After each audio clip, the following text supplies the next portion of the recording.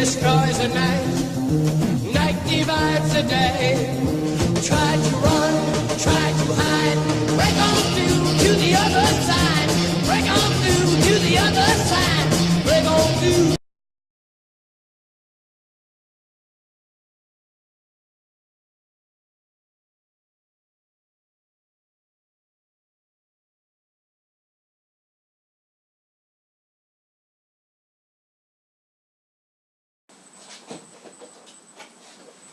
Salut à tous, donc on se retrouve pour la troisième partie, donc je découpe mes entretiens. Là on est pour la troisième partie de commentaires d'actualité nationale, donc de la France, pour l'entretien d'automne, octobre-novembre 2015. Donc on a fini sur les errances idéologiques de la gauche, à travers le bloc réactionnaire de Cambadélis et le Front républicain de Valls, qui sentent la bérézina de la gauche et du PS aux élections régionales, bien évidemment. Là on va aller sur autre chose. Aborder deux sujets sur le libéralisme. Le libéralisme est-il de gauche, notamment, avec Macron, et surtout Emmanuel Macron, voilà, un ministre libéral décomplexé qui dérange à gauche et qui plaît à droite. Alors, deux sujets que je vais essayer de traiter rapidement. Donc ça, on l'a vu, oui, on a vu Martine Aubry, donc Benoît Hamon, des gens qui regardent plutôt l'aile gauche du PS, hein, Martine Aubry, qui a dit Macron ras-le-bol, c'était assez drôle. Donc des gens qui regardent plutôt l'aile gauche du PS, plutôt sociale, keynésienne, l'ancien PS, voilà, du programme commun Mitterrand. Donc c'est un CBS critiquer Macron, visiblement un ministre trop de droite, soi-disant ce qu'il appelle de droite, on ne sait pas trop ce que ça veut dire, trop de droite avec un libéralisme trop affiché, trop décomplexé. Donc, trop de droite, soi-disant. Oui, donc c'est intéressant, j'ai mis, oui, Emmanuel Macron, tout le monde connaît Emmanuel Macron, qui vient de la banque Rothschild, pour un type de gauche c'est assez drôle, et qui est ministre de l'économie et du numérique, je crois, depuis dans le gouvernement Valls 2. Donc Emmanuel Macron, voilà, le libéralisme décomplexé, un ministre qui déplaît à gauche et qui plaît à droite, ou qui décourage la gauche et qui encourage à droite. Parce que c'est drôle le cas. Et ça illustre parfaitement d'ailleurs le fait que le libéralisme, et j'y reviendrai d'ailleurs, n'est ni de droite ni de gauche, puisqu'il y a des gens à droite qui sont libéraux, il y a des gens à gauche qui sont libéraux, il y a des gens à droite qui ne le sont pas, et des gens à gauche qui ne le sont pas. Les gaullistes étaient de droite, ils n'étaient pas libéraux, Giscard était de droite, il était libéral, Macron est de gauche, il est libéral. Mitterrand était pas était de gauche, il n'était pas libéral. Enfin, voilà, il y a une gauche libérale, une gauche étatiste, et il y a une droite libérale et une droite aussi étatiste. Ce qui fait que d'ailleurs c'est tout l'intérêt de Maastricht, de Maastricht et de ce qu'on appelle la souveraineté nationale. La souveraineté et le souverainisme n'est ni de droite ni de gauche, qui défend la nation, la souveraineté. Et quand on défend la nation, on défend l'État, puisque la France c'est un État-nation. Donc quand on défend la nation, on défend l'État, on défend aussi le social. Donc on défend l'État en général et la nation en général, donc c'est ni de droite ni de gauche. Bien que la coloration de gauche du souverainisme et la coloration de droite du souverainisme ne soient pas exactement la même, bien évidemment. C'est une certitude. Le souverainisme de gauche est plus social, le souverainisme de droite est plus de droite, quoi. Mais donc oui, Macron, voilà, c'est assez drôle, quoi. Aubry a dit ras-le-bol, bon moi je dirais pas ras-le-bol, mais bon tant mieux qu'il se l'arrache, qu'il se prenne.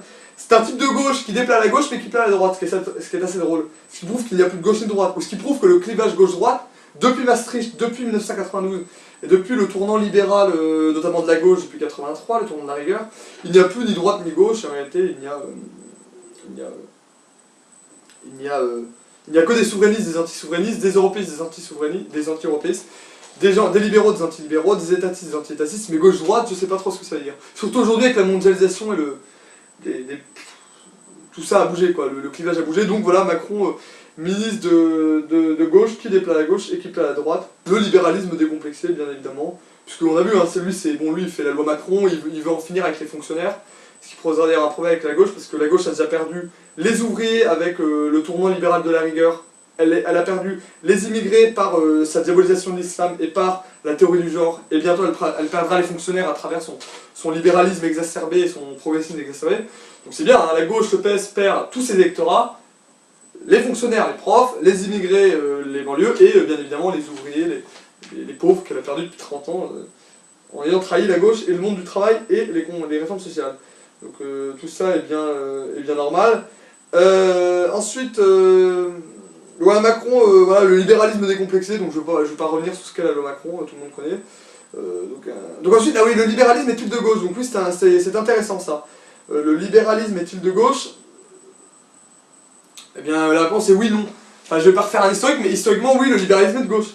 ce soit les Lumières, Voltaire, les encyclopédistes. Historiquement, le libéralisme est une pensée de gauche, puisque c'est une pensée qui s'oppose à la pensée conservatrice d'Ancien Régime, notamment qui prétend à une société encadrée et figée, une société d'ordre divin. Donc la droite étant plutôt incarnée par l'Église, le pouvoir monarchique, les forces conservatrices et réactionnaires, et la gauche étant plutôt qui résiste à ces forces, donc le libéralisme, puisque le libéralisme ce n'est pas que le libéralisme économique comme Macron. Macron lui est un libéral au niveau économique, pour la concurrence, pour la finance, pour les entreprises, contre l'État. Donc lui c'est un libéral au niveau économique, mais le libéralisme avant tout, il y a la racine libérale, liberté.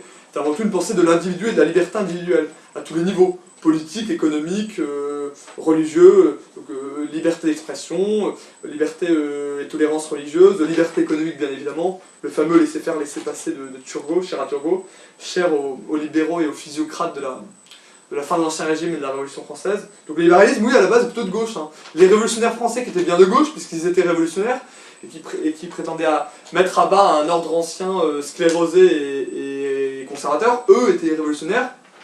Bon, Robespierre n'était pas de libéral, mais quelqu'un comme Brissot, ou même Lafayette, ou même Barnave étaient libéraux, ils se disaient libéraux. Bon après, je ne vais pas refaire tout l'historique de la gauche et du libéralisme. Donc au début, le libéralisme est bien évidemment une pensée de gauche, c'est la pensée des philosophes des Lumières, des encyclopédistes, accolée à la raison et la liberté individuelle contre tout ce qui opprime l'individu, c'est-à-dire la société dans l'Ancien Régime.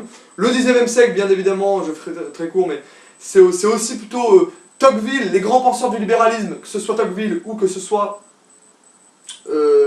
Benjamin Constant, étaient plutôt à gauche. Bah, à l'époque, ils étaient classés à gauche, aujourd'hui, ils seraient classés à droite, centre-droite, même droite conservatrice, mais à l'époque, ils sont classés à gauche, pas à l'extrême gauche, puisque l'extrême gauche, c'est déjà les marxistes, c'est déjà les communistes, c'est déjà ceux qui parlent de lutte des classes, mais ils sont à gauche, on peut dire centre-gauche, face à la droite ou à l'extrême droite que sont ceux qui sont pour le roi, la restauration monarchique, ceux qu'on disait les plus royalistes que le roi. Donc Tocqueville et Benjamin Constant sont, je ne vais pas refaire toute une histoire de la gauche. Les républicains de la Troisième République étaient de gauche, et c'était plutôt la droite et l'extrême droite comme Barès et comme Maurras qui étaient de droite, ils étaient protectionnistes, eux ils étaient pour l'État, ils étaient pour le social, ils étaient plutôt de droite et conservateurs.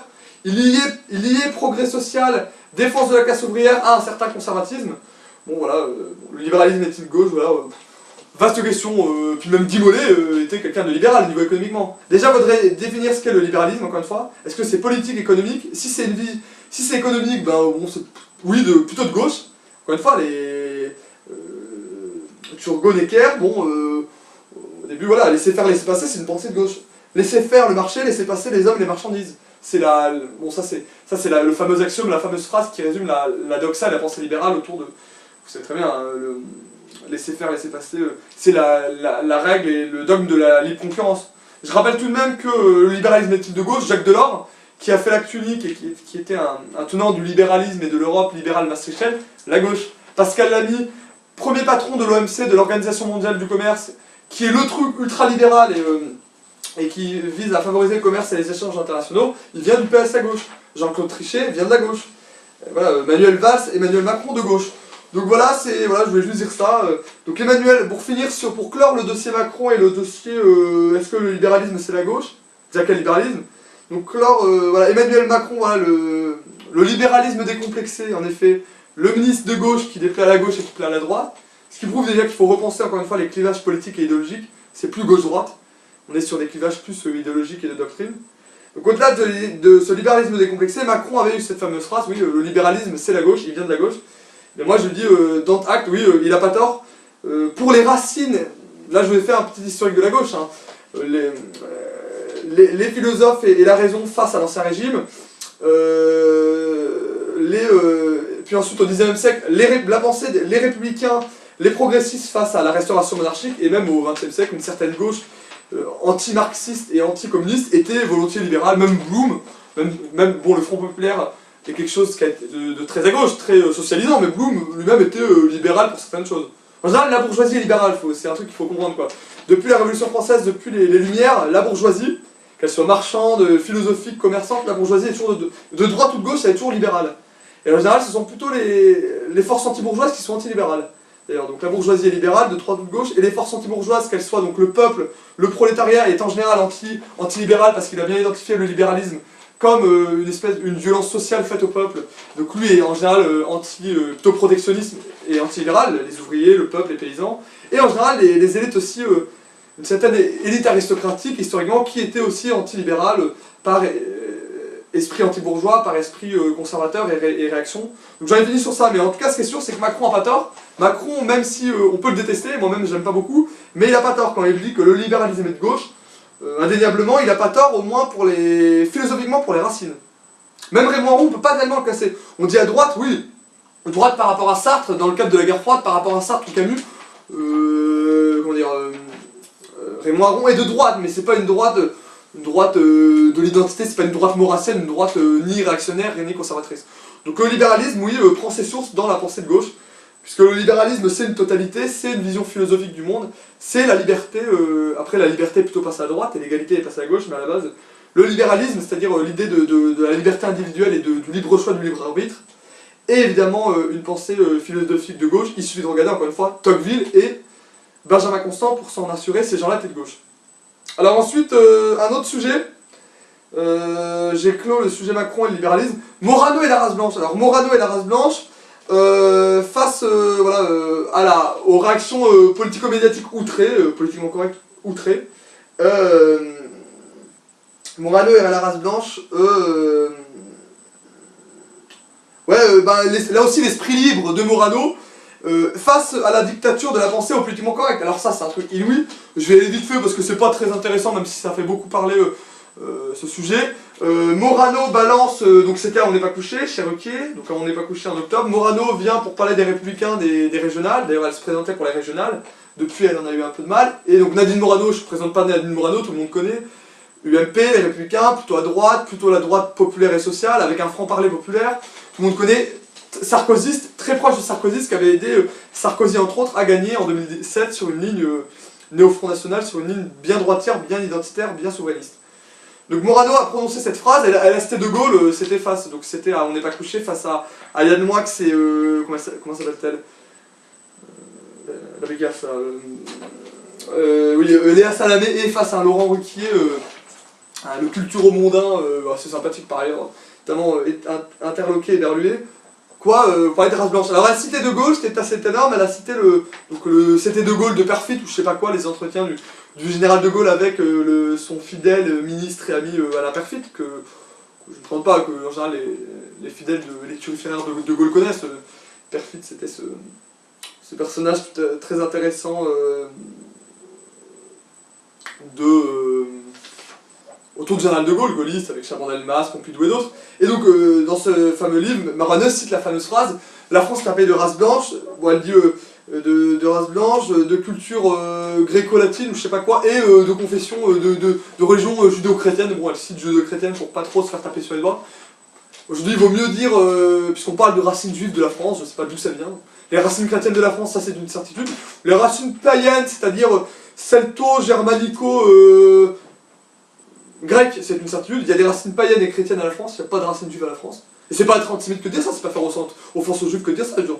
Même des grands intellectuels juifs comme Raymond Aron ou Marc Bloch, qui étaient des intellectuels, des historiens et de grands patriotes français, mais qui étaient d'origine juive, reconnaissaient les racines et les seules racines chrétiennes de la France. Il n'y a jamais eu de racines juives de la France. Et j'espère que mes propos ne tomberont pas sous le coup près du CRIF, près de la bien-pensance, mais là voilà. Bon, donc elle cite la phrase de De Gaulle, Perfit de Gaulle, machin, donc voilà, que l'on connaît tous, enfin en tout cas que maintenant on connaît tous. La France est un pays de race blanche, de culture gréco-latine et de confession, ou de religion chrétienne, de confession catholique, et là c'en est trop. La médiacratie lui tombe dessus, le système politico-médiatique de droite comme de gauche, hein, les médias et les politiques lui tombent dessus, avec des trucs assez abjects, à gauche, la gauche normale, et puis à droite, le type de l'UDI, là, Jean-Christophe Lagarde, le patron de l'UDI, qui est le centre mou, le marais, hein, comme on l'appelait sous la Révolution. Alors lui, le type du centre, là, Lagarde, il en a dit une énorme, il a dit, en gros, il a comparé les propos de Nadine Morano au Ku Klux Klan. Donc littéralement, pour lui, quand on dit que la France, quand on rappelle historique, hein, les racines de la France, c'est que la France c'est un pays de blancs et de chrétiens, et d'européens, c'est du Ku Klux Klan. Ku Klux Klan qui étaient ces organisations de sectaires protestants aux États-Unis, dans le sud des États-Unis, qui massacraient les Noirs, et les Noirs d'ailleurs, au nom du racisme. Donc lui, il a dit ça, il a comparé les propos de Nadine Morano, donc, donc ça, elle prouve, moi je lui conseille de porter plainte pour diffamation, procès pour diffamation, puisque c'est vraiment de l'incitation à la haine. C'est hallucinant d'avoir osé comparer Morano au Ku Klux Klan. Donc ça, et puis bon, on a eu sinon l'autre conne, là, la bobo, là, de droite. Comment ça s'appelle? Je veux pas l'insulter, je vais pas lui faire des honneurs, mais comment elle s'appelle-t-elle oui, Nathalie Kosciusko-Morizet qui a parlé d'apartheid, donc voilà, elle a fait son petit numéro. L'apartheid pour l'un, le Ku Klux Klan pour l'autre, donc ils ont fait leur petit numéro de duettiste antiracistes politiquement correct. Il faut remarquer qu'eux viennent de la droite, hein. Jean-Christophe Lagarde c'est la droite, Kosciusko-Morizet c'est la droite aussi, c'est l'UMP. Enfin c'est le centre-droit, là on voit bien que c'est pour ça qu'ils sont très antiracistes, hein. Que ce soit le centriste Lagarde ou la droito-centriste Kosciusko-Morizet, elle est totalement sur une ligne politiquement correcte de gauche progressiste. Hein. Féminisme, antiracisme, multiculturalisme, européisme, droit de l'homisme, libéralisme, multiculturalisme, enfin bref tout. Donc truc grotesque, donc je vais pas m'attarder beaucoup plus sur le cas Morano, parce que c'est pas très intéressant, enfin non pas que Nadine Morano ne soit pas intéressante, elle est sympathique, mais bon elle est pas non plus hyper intéressante, voilà. Le propos de la race blanche quoi, elle rappelle que la France tapait des races blanches, elle rappelle des fondamentaux, moi encore une fois je ne suis pas identitaire, je ne suis pas racialiste, je ne fais pas du fondement de la nation française, je dirais une couleur de peau, une race, une origine, j'ai plus une conception de Renan, de la nation par Renan que de Maurras ou Barrès, une conception plutôt universaliste, une conception universaliste de la nation, mais voilà, enfin c'est tout de même hallucinant, voilà, donc voilà, le politiquement correct c'est déchaîné quoi, littéralement le politiquement correct c'est déchaîné. Alors là on a d'autres trucs sur politiquement correct, donc Morano la race blanche, donc je vous dis réaction politico-médiatique outrée, scandalisée, de droite comme de gauche, donc c'est là aussi il y a une connivence totale par la bien-pensance et le politiquement correct. Donc je vous l'ai dit, hein, certains qui parlent de Ku Klux Klan, d'autres qui parlent d'apartheid, donc littéralement d'ailleurs Nadine Morano devrait porter plainte pour diffamation, bon elle l'a pas fait, mais elle pourrait le faire puisqu'on l'accuse quand même de faire l'apologie de régimes d'extrême droite, racialistes, de purification ethnique, ou tout simplement de faire l'apologie de gens qui ont voulu commettre des génocides raciaux, quoi, donc c'est assez hallucinant, alors que Morano n'est pas quelqu'un de bien méchant, elle est pas très fine, pas très cultivée, mais on peut pas l'accuser de racisme, de racialisme, de trucs comme ça délirants. Donc voilà, Morano, un esprit libre, voilà, je vais pas m'apesantir plus là-dessus, hein. C'était un truc grotesque, elle s'est fait injurier, même Sarkozy l'a descendu, alors elle l'a descendu, elle a dit qu'elle irait le flinguer, bon c'était pas très malin de sa part, mais bon, je peux la comprendre aussi, c'est assez agaçant. Voilà, Morano, la race blanche, bon c'est tout. Donc c'est un esprit libre là aussi face à la dictature de la pensée, face à la dictature du politiquement correct et de l'antiracisme.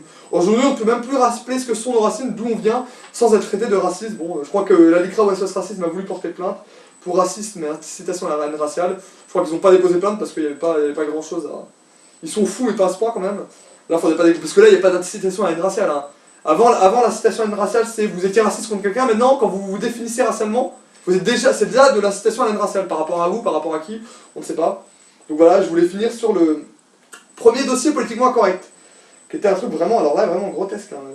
Morano et la race blanche, c'est un truc hallucinant. Voilà. Donc scandale, voilà, bien évidemment scandale du cénacle, enfin du politico-médiatique, du culture-mondain, de la droite comme de la gauche, antiracisme. Les associations antiracistes qui portent plainte, bon, je vous le dis, l'incitation à la haine raciale, c'est contre soi-même. Et donc, ouais, juste pour finir, peut-être, sur l'affaire Morano et de la race blanche, pour finir sur cet esprit libre et sur ce pseudo-racisme, c'est ouais, rappeler ce que c'est que la nation en 1 ou 2 minutes. Je finirai sur Morano et la race blanche, et je passerai à autre chose après. Morano et la race blanche, ouais, moi, quelle est ma conception de la nation? Il n'y a pas 150 conceptions de la nation, il y en a 2, et notamment en France.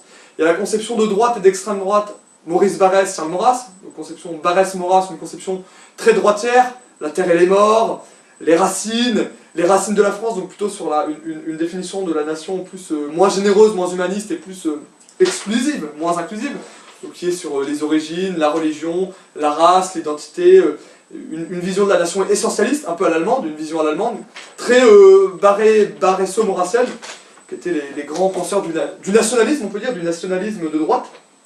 Et en face, une définition beaucoup plus généreuse, humaniste, universaliste, qui est la définition de Ernest Renan, avec son fameux texte « Qu'est-ce qu'une nation ?» Voilà, je vais juste finir sur qu'est-ce qu'une nation. Qu'est-ce qu'une nation française? C'est en partie ce que dit De Gaulle et Morano, oui, de l'essentialisme. C'est pas totalement scandaleux ce qu'a dit Morano et de Gaulle, oui, l'essentialisme ça existe. la nation ça existe, c'est quelque chose. C'est pas juste une évolution, c'est pas juste le vivre ensemble. Il y a une définition plus droitière, plus essentialiste de la nation qui est la définition du nationalisme et de la droite, qui était la définition de Maurras et Barrès, incarnée par un antisémitisme, une xénophobie, un rejet de l'autre et des étrangers, et avec une phrase choc et forte comme la terre et les morts chez Barrès, donc insister sur les ancêtres, l'héritage, la transmission, les racines, et donc ça une vision plus essentialiste de la nation, plus droitière, donc moi je ne me réfère pas à une vision plus essentialiste et droitière de la nation qu'étaient donc Barrès et Maurras, donc voilà, je répète, une vision plus à l'allemande, plus, même pas d'ailleurs raciste, mais un peu xénophobe, un peu antisémite et surtout essentialiste, qui définit ce que c'est à travers des racines à un héritage, ce qu'est une nation, et pour finir, voilà, une définition de la nation plus humaniste, plus de gauche, c'est-à-dire la définition de la nation, Renan, à travers son livre génial, son petit opuscule génial, qui était Qu'est-ce qu'une nation ? Qu'est-ce qu'une nation d'Ernest Renan en 1882, où il dit bien qu'il a une vision, lui, universaliste et républicaine et de gauche de la nation. Il dit bien deux choses, mais il dit ce que dit Morano. La nation, c'est une volonté de vivre ensemble, et en gros de vivre en commun, et de faire perpétuer l'idée de la nation. Donc une idée plutôt inclusive et généreuse et humaniste de la nation, mais en même temps, c'est avant tout un passé, un héritage à transmettre. Donc c'est à la fois une volonté d'avoir fait de grandes choses ensemble dans le passé et d'en faire encore dans l'avenir, dans le commun, de construire un avenir, un projet commun pour la nation, mais en même temps s'inscrire dans une longue histoire, dans un héritage, des traditions et une transmission. Donc en vérité, la vision essentialiste de droite qui insiste sur les racines, la culture et l'identité, elle existe même chez Renan. Hein. Pour ceux qui citent Renan comme un turiféraire de la gauche, chez Renan, il y a aussi cette vision, je suis désolé, de la nation, un peu de droite, de la nation essentialiste. On finit sur le Camorano, 10 minutes c'est bien assez pour le Camorano. Je voulais aborder un autre sujet. Alors très vite, alors la délinquance des Roms, parce qu'il faut bosser. La délinquance des gens du voyage des Roms, les conséquences et la catastrophe, enfin les ravages et la catastrophe de l'immigration. Alors là, sujet très rapide, on a vu ce truc scandaleux, des espèces d'émeutes comme ça dans la région, dans ma région, c'était vers chez moi, Moiran, j'habite Grenoble, c'est vers Vorep, c'est vers Moiran. Enfin, dans la région Rhône-Alpes, dans le département Isère, on a vu un déferlement de violence et de haine de la part des gens de la communauté du voyage, les Roms, alors ils appellent les gens du voyage, Il y a des gens du voyage, non, ce sont des Roms, ce sont des clandestins, c'est un peu comme sans-papier. Hein. Ça c'est de la sémantique droit de l'homiste politiquement correcte, qui ne veut absolument rien dire. Ils sont illégaux, ils sont... puisque bon, enfin, toujours... l'arnaque, là aussi il faudra remettre des frontières nationales, revenir sur Schengen, mais en tout cas, voilà... l'énorme scandale, l'énorme problème des Roms. Donc au-delà, voilà, je voulais faire... rapidement, sur les Roms, je voulais prendre un peu de la hauteur, et au-delà du cas des Roms, de cette délinquance, du fait que ce sont une communauté de voyous, de délinquants, hein, comme l'a dit Jean-Marie Le Pen, les Roms c'est comme les oiseaux, ça vole dans l'œuf, quoi, dès la naissance, bon, il s'est accusé de... D'ailleurs, les Roms, même leur propre pays n'en veulent pas, hein, c'est pas de la haine raciale que de dire ça, leur propre nationaux, leur propre pays n'en veulent pas, ils les chassent. Parce que ce sont en effet des communautés de pillards, d'inadaptés, de nomades. Je vais pas revenir sur ce que sont les Roms, mais... donc juste pour finir, sur les Roms, dire une chose, donc déjà c'est scandaleux, quoi. Donc l'histoire c'est, il y a eu des émeutes, ils ont brûlé des voitures, ils ont mis le feu à des bagnoles, à des gares, à des routes, ils ont délabré le service public et la route à cause, c'était en octobre, donc les gens du voyage, à cause de, soi-disant, on leur a interdit, on aurait interdit à un de leurs frères, Tollard, un frère qui était en tôle, ou un cousin qui était en tôle, qui contrevenait à la loi, on leur aurait interdit une visite pour aller enterrer un mort, enfin un truc délirant, donc déjà ils sont dans l'illégalité totale, puisque ce sont des délinquants et des gens en prison, et après je ne reviendrai pas sur cet excès de violence. Donc je veux dire oui que c'est scandaleux, il faut condamner, c'est quand... donc déjà que les Roms, les gens du voyage ne sont pas les bienvenus ici, il faut qu'ils le sachent, ils n'ont rien à faire ici. Enfin en tout cas nous on devrait pas contrôler nos frontières, juste dire que voilà... ils foutent le bordel, ce sont une communauté de délinquants, de voyous, j'y peux rien, pas tous mais beaucoup, qui vivent de la mendicité et de la voyoucratie, qui volent, qui pillent. Je dis pas qu'il y a de déterminisme ethnico-racial, je ne suis pas raciste ni racialiste, mais bon, il faut bien se poser la question, c'est quand même des communautés nomades c'est assez agaçant. Et puis voilà, ce sont des gens inadaptés à la France et qui foutent le bordel en France, quoi, littéralement. Donc là, il faudrait repenser le rapport que la France a avec ses Roms, et voilà, et notamment des trucs assez scandaleux.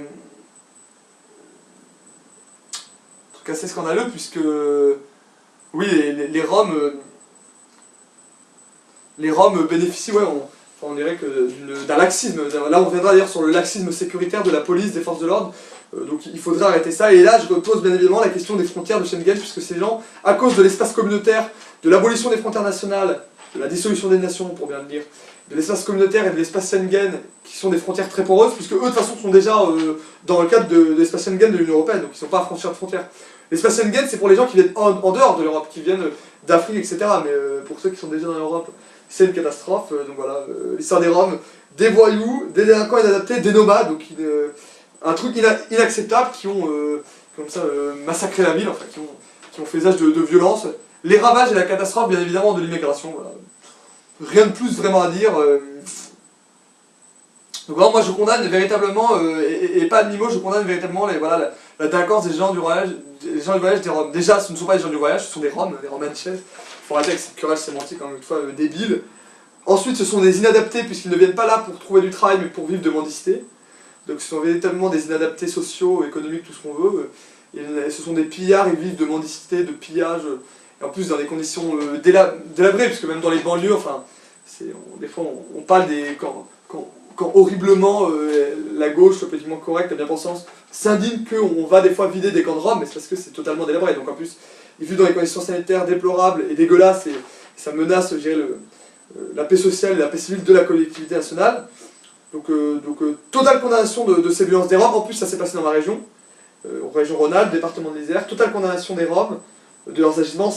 Même s'ils réclamaient pour un frère ou un cousin tolard une sortie, c'est pas une raison pour faire de la violence. C'est pas parce qu'on n'a pas ce qu'on veut qu'on doit emmerder le monde. En plus, je rappelle quand même qu'ils réclamaient des droits pour un frère ou un cousin tolard qui était déjà en prison, donc comme quoi cette communauté est quand même une communauté de voyous crassiers de vol. Et enfin, au-delà du cas des Roms, ça c'était l'excursus pour parler bien évidemment tout de même des Roms, parler évidemment du nécessaire retour, là, avoir une vision plus globale, du nécessaire retour à des frontières nationales, donc en finir avec Schengen, en finir avec l'espace communautaire, puisque ces-là sont déjà dans le cadre de l'Union Européenne, ils peuvent circuler dans le cadre de l'espace Schengen, il n'y a pas de frontières nationales, donc revenir à des frontières nationales, revenir à de la souveraineté nationale, à des frontières, faire plus de sécuritaire, voilà, et surtout voilà, bien pointer les ravages et les catastrophes de l'immigration. Parce que j'en avais parlé, et je finirai là-dessus, j'en avais parlé comme le dernier entretien, que ce soit le bidonville, la jungle de Calais, ou que ce soit la catastrophe des Roms, même s'ils sont peu nombreux, c'est toujours des ravages, mais je dirais même pas de la société multiculturelle, ce sont des ravages et la catastrophe d'une immigration incontrôlée, inassimilée et inintégrée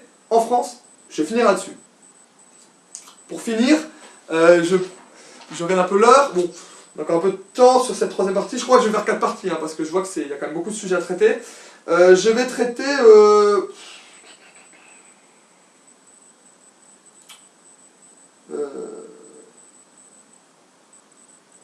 Oui, tiens, la COP21, tiens, je vais peut-être finir là-dessus, ou... Non, je vais finir plutôt sur... je vais finir sur Philippe Verdier, tiens. Monsieur Météo, alors ça c'est drôle. Philippe Verdier, Monsieur Météo de France 2, licencié, viré de France 2. Alors là, je mets le climato-scepticisme, la nouvelle malpensance. Le climato-scepticisme, la nouvelle malpensance du système, Donc ouais, pour dire rapidement, qui est Philippe Verdier? Donc Philippe Verdier est